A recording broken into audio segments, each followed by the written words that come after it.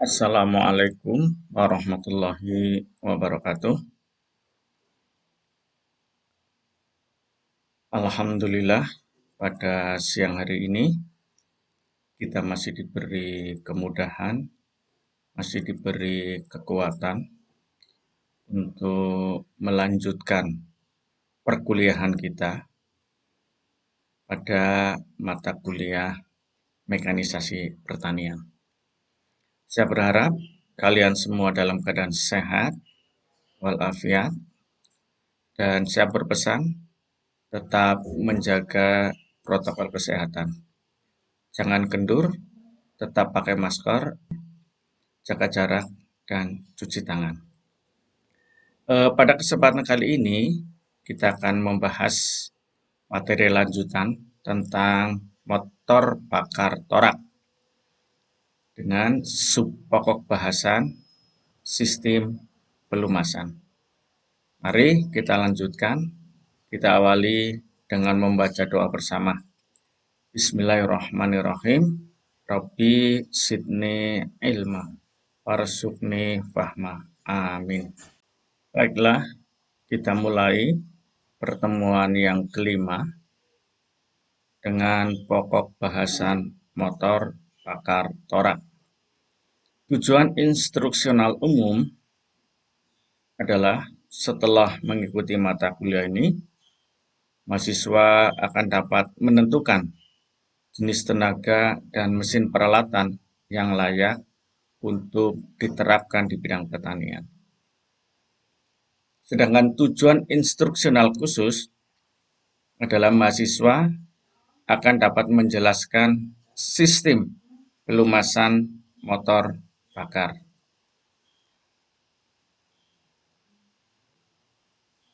Baiklah, kita lanjutkan.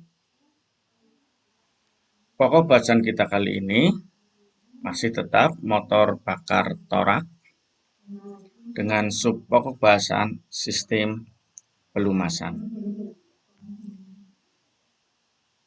Baik, sistem pelumasan.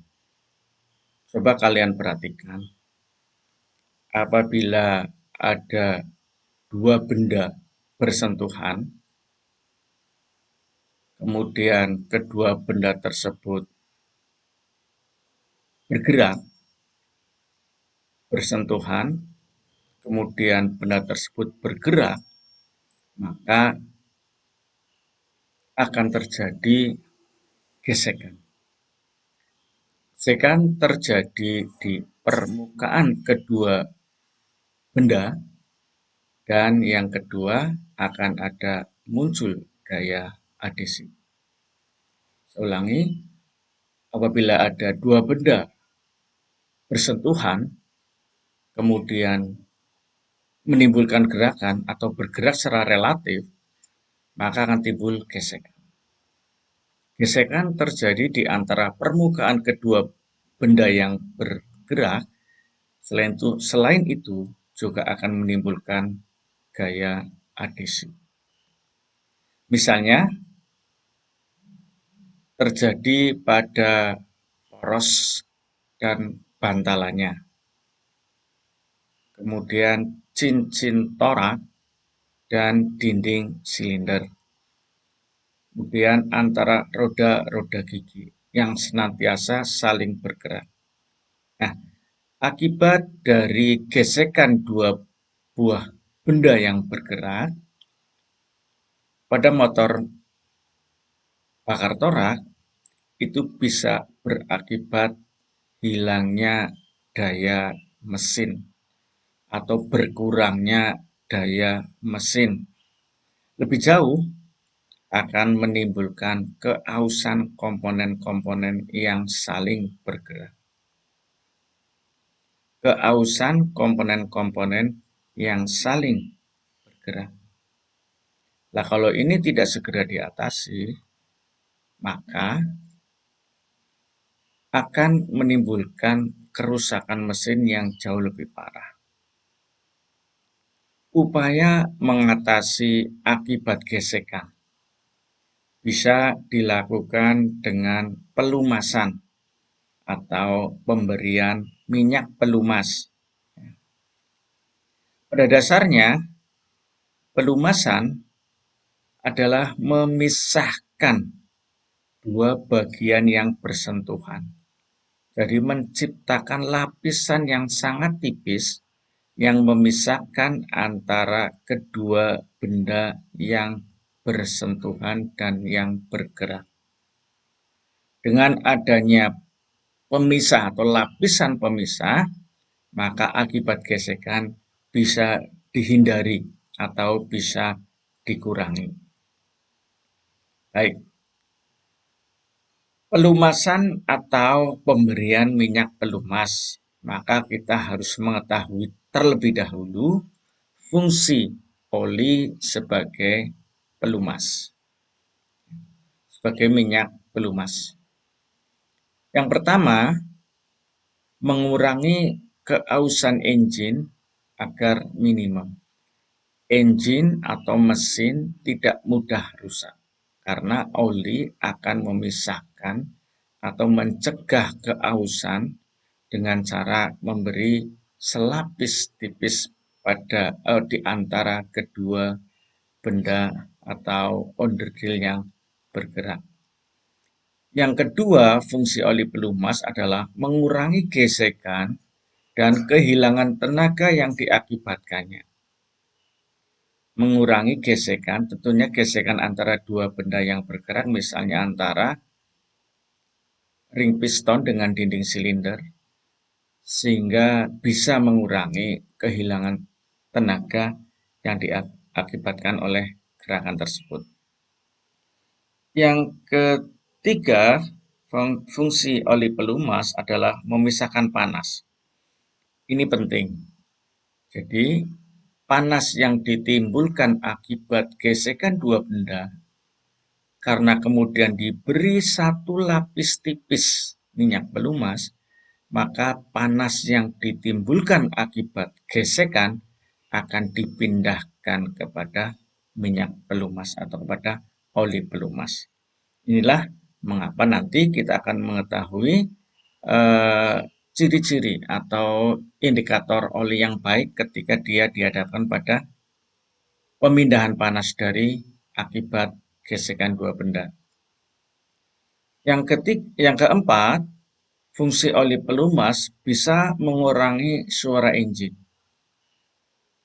Suara akibat gesekan bisa dikurangi. Berikutnya sebagai perapat. Perapat artinya merapat, menutup lubang, menutup celah yang terjadi antara dua benda yang bergesekan. Nah, ini penting apabila perapat itu bisa menutup ruang atau celah di antara torak dengan dinding silinder, maka yang terjadi adalah tekanan atau letupan, ledakan, usaha yang dihasilkan itu betul-betul akan mendorong piston dengan kekuatan penuh. Tetapi ketika tidak ada perapat, kemungkinan pada hasil ledakan akan bisa menerobos ke celah-celah yang ada. Sehingga dengan celah-celah atau ruang kosong tersebut ditutup, dirapatkan dengan oli, maka energi ledakan tetap maksimal menghentakkan piston atau torak ke bawah. Yang berikutnya membersihkan komponen engine. Ya, membersihkan komponen engine. Jadi jangan heran kalau kemudian pada periode tertentu oli mesin atau pelumas mesin itu harus diganti secara bertahap atau secara reguler karena biasanya oli mengalami pengotoran. Warnanya menjadi lebih hitam. Kalau sudah demikian, maka oli harus segera diganti. Pada mesin motor maupun mesin mobil ada batas-batas kilometer untuk menentukan pergantian oli atau ada batas-batas waktu yang digunakan, kapan kita mengganti oli. Ini komponen-komponen dari sistem pelumasan pada mobil. Kalian bisa lihat bagian-bagiannya cukup banyak, nanti kita akan uraikan satu persatu sesuai dengan fungsi masing-masing. Di sini kalian bisa lihat ada tutup pengisi oli, ada ventilasi ruang karter, ada saluran masuk, kemudian ada saluran serambi utama, dan seterusnya. Ini ada pompa oli, ada saringan kasar, ada tutup pengetapan, ini untuk membuang, untuk menguras, kemudian ada panci oli atau karter, ini untuk menampung oli, kemudian ada tongkat ukur kedalaman untuk mengukur oli yang masih tersisa di panci oli atau di karter. Baik, kita mulai uraikan satu persatu. Bagian-bagian dari sistem pelumasan yang pertama adalah karter atau panci oli. Panci oli terletak di bagian bawah mesin. Tugas utamanya adalah menampung atau menyimpan oli yang diperlukan untuk pelumasan. Jadi ketika mesin diisi oli, maka oli akan tertampung di panci oli. Nah, pada saat mesin diaktifkan, maka oli pada panci akan dikirim ke seluruh bagian-bagian mesin yang bergerak. Yang kedua, tutup pengisi oli. Namanya tutup pengisi oli, bisa dibuka, bisa ditutup. Ketika membuka, kita mau mengisi, ketika kita mau menambahkan oli, kita buka, setelah penuh kita tutup. Jadi menyediakan ruang yang memungkinkan oli bisa dimasukkan ke dalam engine. Kira-kira seperti itu. Jadi ada tempat memasukkan oli, tutup pengisi oli. Kemudian yang ketiga, ada tongkat kedalaman. Ya. Tongkat kedalaman ini terbuat dari logam biasanya. Fungsinya untuk mengukur keberadaan oli di dalam panci atau dalam karter.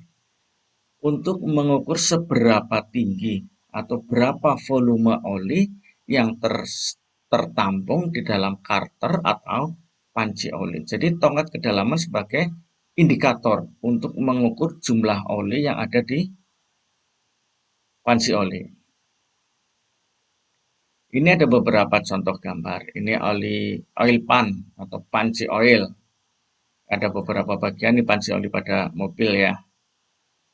Kemudian ini tutup pengisi. Pada mobil ini tutup pengisi ini dibuka ketika kita mau menambahkan oli atau mengganti oli setelah oli yang lama dikeluarkan.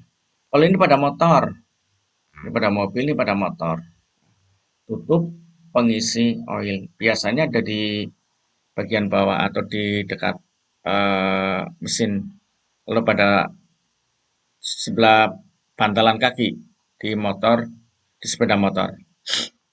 Kemudian ini ada tongkat kedalaman pada mobil seperti ini. Ini tinggal ditarik untuk ngecek sisa oli yang ada di dalam tangki. Kalau pada sepeda motor seperti ini. Ada batas-batas yang ini akan menunjukkan keberadaan atau kedalaman oli pada panci. Ini di sepeda motor. Jadi satu ini tergabung, ini tutup oli sekaligus sebagai tongkat kedalaman. Nah, pada sepeda motor seperti itu.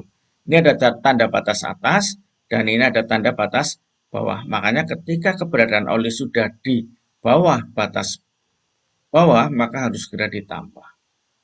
Dan mengisi oli tidak boleh melebihi batas atas. Nanti tidak, ini bisa menyebabkan kendaraan tidak bisa efektif atau tidak bisa efisien karena kebanyakan oli. Sudah ada aturannya berapa ketinggian yang harus diberikan. Kemudian pompa oli.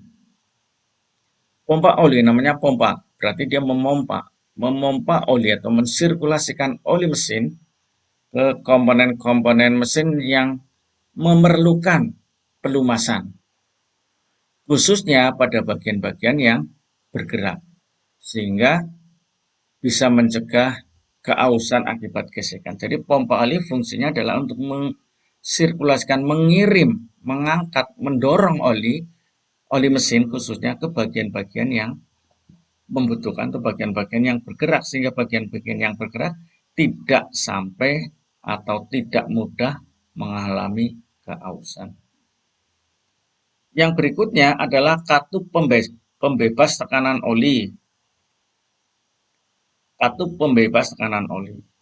Ini untuk menjaga apabila oli memiliki tekanan yang meningkat secara berlebihan. Jadi bisa jadi tekanan oli akan meningkat secara berlebihan untuk kembali ke panci. Nah, yang demikian, maka harus ada katup pembebas agar tekanan oli menjadi stabil. Termasuk ketika mesin dalam kondisi dingin. Kalau kondisi dingin, oli biasanya juga dingin, pada suhu tertentu mudah oli-oli diciptakan agar tetap merekat dan tidak membeku. Sehingga katup pembebas oli diperlukan manakala tekanan oli meningkat secara berlebihan. Kemudian saringan oli. Namanya juga saringan. Fungsinya untuk menghalangi, untuk memisahkan partikel-partikel agar tidak masuk ke dalam mesin sehingga tidak menimbulkan kerusakan. Disaring, namanya menyaring berarti memisahkan partikel-partikel kotoran agar tidak masuk ke mesin. Jadi kotoran yang terbawa kotoran-kotoran yang terbawa oli akan disaring sehingga oli bisa masuk ke mesin tapi kotorannya tetap tertahan. Dengan demikian engine atau mesin akan terhindar dari kemungkinan arus keausan yang lebih cepat. Ini pompa oli pada mobil kira-kira bentuknya seperti ini. Ini saringan pada motor bentuknya seperti ini, pada mobil bentuknya seperti ini. Saringan oli ya. Jadi kalian sudah tahu betapa pentingnya fungsi saringan, maka kalian sebaiknya menjaga betul kebersihan saringan. Kalau saringan mobil biasanya 3 kali ganti oli ini langsung diganti. Tapi kalau saringan motor masih bisa dibersihkan. Kemudian ada komponen berikutnya adalah katup bypass. Memungkinkan oli tidak tersaring dan masuk ke mesin dengan jalan pintas ketika saringan buntu atau penuh kotoran. Nah, ini fungsinya katup bypass. Jadi ketika oli tidak bisa masuk melalui jalur yang sudah ditentukan, maka dia bisa masuk melalui katup bypass ini. Kemudian ada saluran serambi utama dan pipa-pipa pada sistem pelumasan. Yang pertama indikator tekanan oli. Ini penting, kalau tadi ketika tekanan oli meningkat pasti ada indikatornya. Ya. Ketika oli memiliki atau mengalami peningkatan tekanan atau menurun di bawah tekanan, sehingga akan mempengaruhi kerja mesin. Maka pada seperti ini, indikator tekanan oli akan memperingatkan atau memberi mengingatkan kepada kita bahwa oli mengalami penurunan tekanan dengan cara memberi indikator. Nah, ini indikator tekanan oli. Ada beberapa contoh atau model di beberapa mobil itu berbeda-beda, tapi setidaknya fungsinya yang banyak kita jumpai hal seperti ini. Ini menunjukkan bahwa tekanan oli di dalam mesin menurun. Manakala berwarna merah, berarti kalian semua harus mulai berhati-hati. Berarti tekanan oli menurun bisa karena jumlah olinya berkurang, karena memang tekanannya menurun. Ini indikator tekanan oli. Kemudian ada pendingin oli. Namanya pendingin oli fungsinya ya mestinya mendinginkan oli pelumas. Tadi dikatakan bahwa dua benda yang bergesekan akan menimbulkan panas dan panasnya dipindahkan ke oli atau ke pelumas, oli pelumas. Nah, kalau kemudian oli pelumas mengalami overheat atau mengalami panas yang berlebihan, maka panas bisa dipindahkan. Kelebihan panas bisa dipindahkan dengan pendingin udara yang dilewatkan melalui sistem pelumasan. Nah, jadi ada bagian-bagian yang berfungsi untuk menjaga agar oli tidak melewati batas tingkat panasnya oli. Disadari bahwa oli berfungsi untuk memindahkan panas, maka ketika panas yang berlebihan harus segera dilakukan upaya pendinginan. Dengan cara apa? Ya bisa mengalirkan udara ke sistem pelumasan. Kemudian ada kantung ventilasi ruang engkol yang terkenal dengan PCV, Positive Crankcase Ventilation. Ya. PVC adalah bagian untuk membuang kebocoran asap yang dihasilkan oleh pembakaran yang bisa masuk ke ruang engkol. Nah, hasil pembakaran berupa uap, itu betul. Tetapi diharapkan hasil pembakaran tidak masuk ke ruang engkol. Tetapi bisa saja karena tekanan pada mesin meningkat, maka yang ada kebocoran perapat, maka hasil pembakaran bisa masuk ke ruang engkol. Maka di sini diperlukan bagian untuk melindungi supaya tidak terjadi keausan yang berlebihan. Ini oil cooler tadi, oli pendingin oli. Nah, ini pendingin oli. Ini pada mobil ya, seperti ini. Kalau pada sepeda motor biasanya menggunakan gerakan angin. Jadi jarang sekali ada oil cooler, jadi oil pendingin, kecuali pada sepeda motor yang ber-cc tinggi. Cc tinggi berarti kecepatan yang kecepatan maksimal yang disediakan itu sangat tinggi sehingga diperlukan upaya pendinginan oli. Ini PCV, Positive Crankcase Ventilation. Ini untuk tadi supaya mencegah terjadinya keausan. Baik. Ini sifat-sifat oli pelumas. Yang pertama, oli harus memiliki indeks kekentalan atau viscosity sesuai dengan mesin atau sesuai dengan peruntukannya. Kalian harus memahami bahwa masing-masing oli mempunyai fungsi yang berbeda, sehingga sifat oli pelumasnya pun harus berbeda. Sifat oli yang lain yang penting adalah mempunyai daya lekat yang baik pada bagian mesin. Makanya kemudian saya pernah melihat iklan di TV bahwa ada cicak yang menempel pada piston. Itu menggambarkan bahwa oli tetap merekat pada piston sekalipun mesin sudah dimatikan. Bahkan beberapa hari, bahkan di musim dingin tertutup salju misalnya. Diharapkan oli tetap merekat pada bagian-bagian yang bergerak. Kemudian oli yang bagus tidak mudah bercampur dengan kotoran, mengingat bahwa kotoran nanti pun akan sampai ke bagian-bagian mesin yang bergerak. Maka tadi ada penyaring oli. Fungsinya ketika oli bercampur dengan kotoran, olinya tersaring, oli silakan lewat tetapi kotoran tertahan.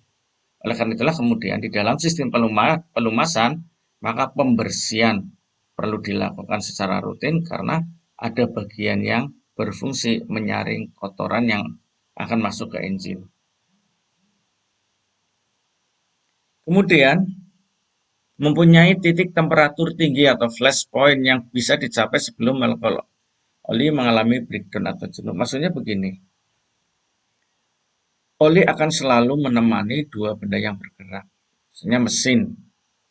Mesin ketika mulai beroperasi, itu pasti suhunya tinggi. Dan lama-kelamaan suhunya akan meningkat. Maka pada saat seperti ini, ketika suhu sedang tinggi-tingginya, maka oli tidak boleh mengalami kerusakan. Tidak boleh breakdown. Nah, ketika oli tidak boleh breakdown, berarti oli harus melaksanakan fungsinya sebagai pelumas pada temperatur yang tinggi. Ini filosofinya seperti itu. Jadi oli harus memiliki temperatur yang tinggi atau flash point yang bisa dicapai sebelum molekul mengalami breakdown. Di samping itu, oli juga mempunyai titik temperatur yang rendah atau pour point, di mana oli masih bisa mengalir dengan lancar ketika suhunya rendah. Jadi saya contohkan misalnya di daerah-daerah Eropa, ya, di daerah Eropa, Australia yang mengalami musim dingin, maka seringkali bermasalah dengan oli. Karena apa? Karena suhu sangat dingin, mesin menjadi dingin, cairan-cairan bisa membeku, tapi diharapkan pada saat dingin seperti itu, oli tetap dalam keadaan encer, tetap dalam kondisi bisa melaksanakan fungsi pelumasan. Jadi temperatur tinggi belum tercapai sebelum breakdown, dia masih lebih tinggi di suhu breakdown. Di titik rendah dia juga lebih rendah sehingga tidak sempat atau tidak sampai membeku karena suhunya atau temperaturnya sangat rendah. Ini ada beberapa macam oli, ya. Oke. Satu, oli mineral. Oli diperoleh dari minyak bumi. Jadi pengolahan minyak bumi menjadi oli seringkali ditambah zat aditif untuk meningkatkan mutu pelumas. Jadi oli mineral berasal dari minyak bumi tapi masih tetap ditambah bahan aditif supaya apa? Supaya apa? Kinerja dari atau kualitas oli mineral menjadi lebih baik. Yang kedua, oli sintetis. Oli sintetis namanya sintetis berarti oli buatan, dibuat di mana? Dibuat di laboratorium, ya. Digunakan untuk apa? Biasanya untuk pesawat. Ada oli castor. Oli castor itu berasal dari tumbuhan atau berasal dari hewan yang diolah di laboratorium. Biasanya mutunya lebih baik dari oli mineral. Biasanya digunakan pada balap motor atau pada balap mobil. Coba kalian lihat iklan balap motor dan balap mobil, nanti kamu akan menemukan ini salah satunya oli castor untuk oli yang berasal dari hewan atau tumbuhan. Ini ada beberapa standar oli ya. Yang pertama standar Eropa itu menggunakan SAE, Society of Automobile Engineers. Dan setiap oli dengan kode SAE itu memiliki tingkat kekentalan yang berbeda. Misalnya SAE 20, SAE 30, SAE 40, SAE 50. Ini standar SAE. SAE 10 artinya dianjurkan untuk hidrolis atau untuk rem, brake ya. SAE 30 untuk mesin, SAE 90 untuk sistem transmisi. Kemudian ada oli yang multigrade, artinya bisa digunakan untuk beberapa kepentingan. Ketika suhu mesin dingin, maka viskositasnya menurun atau kekentalannya menurun. Dan ketika suhunya naik, maka viskositasnya naik. Maka ini mempunyai perubahan yang baik akibat perubahan suhu. Ini karena multigrade, misalnya multigrade SAE 20 sampai 50. Selain standar API, juga ada selain standar SAE juga ada standar API, standar American Petroleum Institute. Untuk mesin bensin kita sering atau kita akan dihadapkan pada kode-kode yang berbeda dengan indikator SAE. Ya, standar SAE. Ada SA, ada SB, ada SD, ada SE, ada SF, A, B, C, D, EF. Seri SE, seri SD, seri F, SF dalam memakai zat penetralisir belerang, zat penetralisir belerang, anti lumpur, anti busa.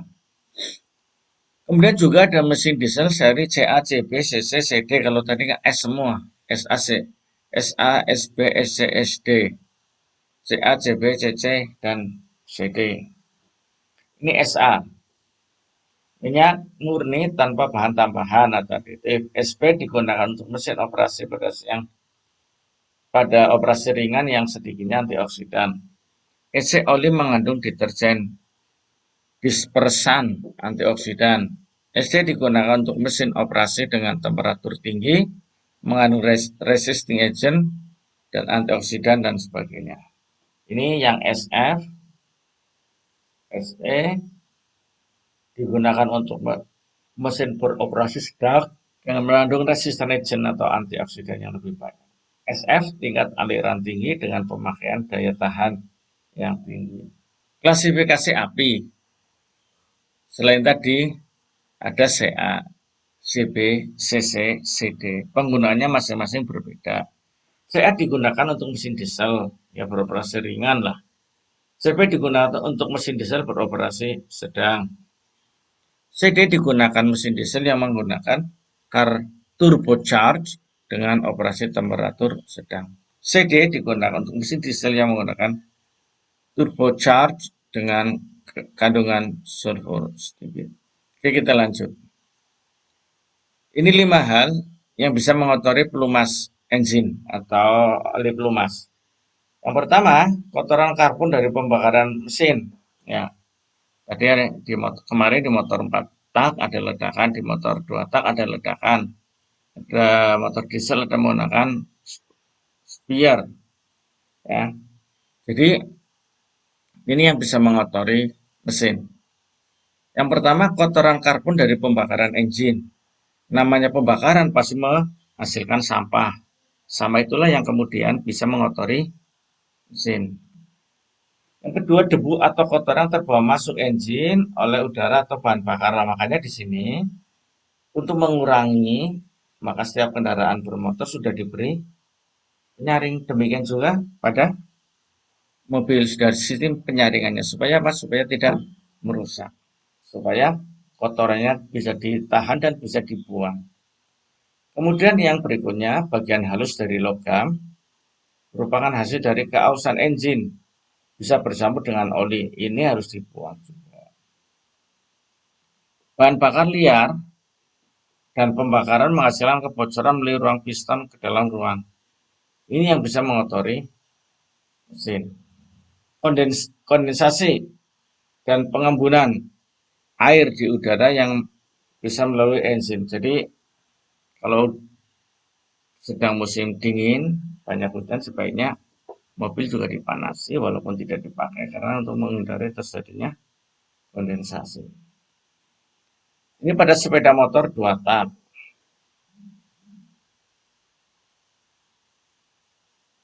Ada ruang transmisi, ada ruang poros engkol. Berarti di sini ada 2 macam minyak pelumas. Pada motor 2 tak, pada sepeda motor 2 tak ada 2 macam minyak pelumas. Yang pertama untuk melunasi mesin, maka dinamakan oli mesin. Kemudian yang membantu proses pembakaran biasanya oli samping. Jadi ada 2 macam, oli mesin dan oli samping. Ini konstruksi bak engkol ini memiliki 2 bagian utama, yaitu bak engkol untuk perangkat motor bakar dan bak engkol untuk kopling dan gigi transmisi. Gigi transmisi nanti juga memiliki istilah yang berbeda. Ini begini, pada sepeda motor 4 tak ada 2 macam oli yang digunakan atau pelumasan. Yang pertama oli campur. Oli dicampurkan dengan bahan bakar atau bensin pada perbandingan 1:20 atau 1:50, kemudian dimasukkan ke tangki atau ke dalam mesin. Kemudian ada yang terpisah atau loop. Jadi oli mesin berbeda atau terpisah dengan oli oli mesin berbeda dengan oli samping. Ini pada sistem motor 2 tak.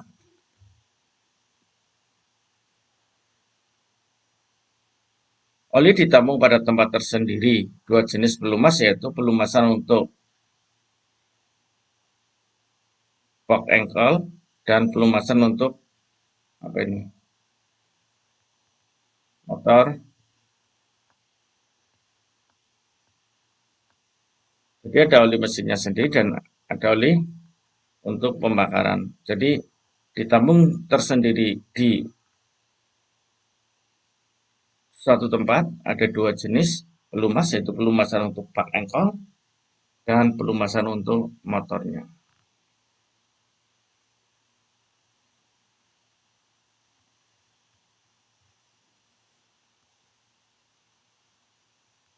Baik, kita lanjutkan dulu sebentar.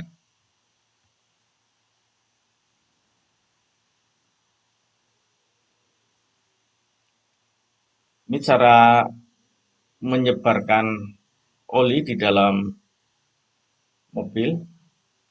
Jadi oli akan dipompa, kemudian tersebar melalui gaya sentrifugal, melalui pipa-pipa saluran, terus disampaikan kepada bagian-bagian mesin yang bergerak.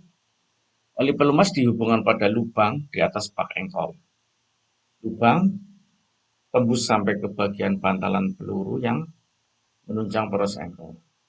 Oli pelumas yang masuk melalui lubang akan diteruskan sampai bagian ujung besar batang piston guna melumasi bantalan peluru yang ada pada ujung batang piston tersebut. Kemudian pada sepeda motor 4 tak, minyak pelumas diisikan pada fork ankle. Dari fork ankle, minyak pelumas dipercikan ke dinding silinder untuk melunasi silinder motor. Jadi hanya ada satu oli, yaitu oli mesin saja, tidak ada oli samping. Namun fungsi pelumasnya tetap bagus karena di sini oli juga akan digunakan untuk melumasi dinding silinder.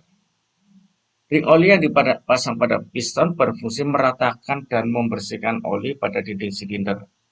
Ini ring shaker atau ring piston, fungsinya membersihkan oli pada dinding silinder.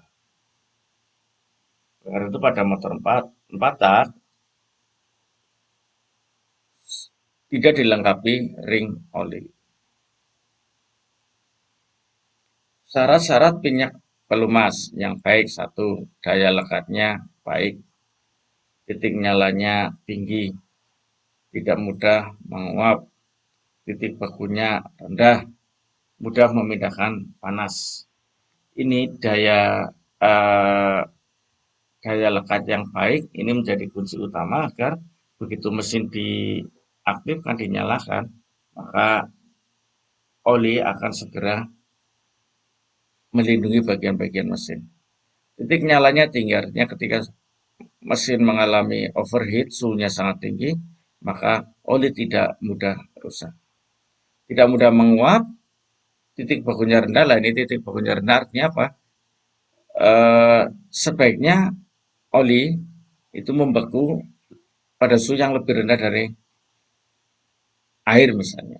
Dengan harapan, maka ketika berada di daerah kutub atau di daerah beriklim sedang, ketika musim salju datang, maka oli yang ada pada mesin tidak mudah mengalami pembekuan karena titik bekunya sangat rendah. Kemudian yang baik lagi, yang syarat berikutnya dari minyak pelumas adalah mudah memindahkan panas. Ini ada sisa-sisa pembakaran ya yang bisa menyebabkan pengotoran silinder. H2O mengembun dan bereaksi dengan oli menghasilkan lumpur air, makanya hati-hati sekali air jangan sampai masuk ke dalam mesin. Karena ketika air sudah masuk ke dalam mesin, bisa bereaksi dengan oli akan menghasilkan lumpur. Kemudian karbon yang tidak terbakar bercampur oli akan menghasilkan kerak. Ini oli pas udara dibawa menuju ruang bakar. Ini mesinnya tadi.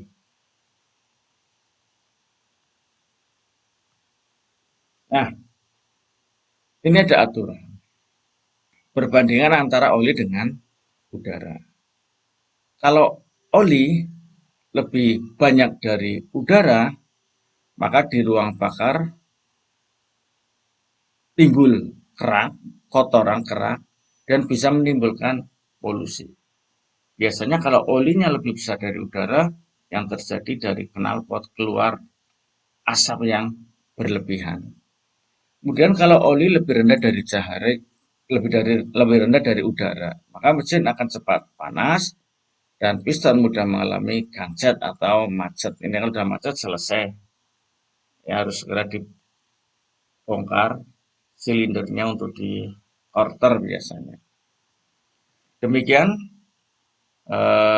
pembahasan tentang motor bakar torak sudah kami sampaikan sampai ke sistem pelumasan. Maka di pertemuan yang akan datang kita akan membahas tentang traktor. Ya, nanti kita membahas tentang traktor mulai dari ukuran rodanya maupun pemanfaatannya. Demikian yang bisa saya sampaikan. Kita bertemu lagi di kesempatan yang akan datang. Kalau ada hal yang tidak dipahami, bisa disampaikan melalui WA saya. Demikian, wabillahi taufiq wal hidayah. Assalamualaikum warahmatullahi wabarakatuh.